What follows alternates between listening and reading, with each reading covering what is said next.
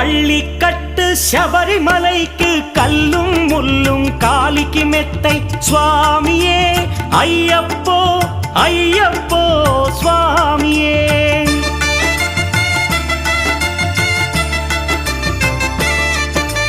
பள்ளிக்கட்டு சபரிமலைக்கு கல்லும் முள்ளும் காலிக்கு மெத்தை சுவாமியே ஐயப்போ ஐயப்போ స్వామియే.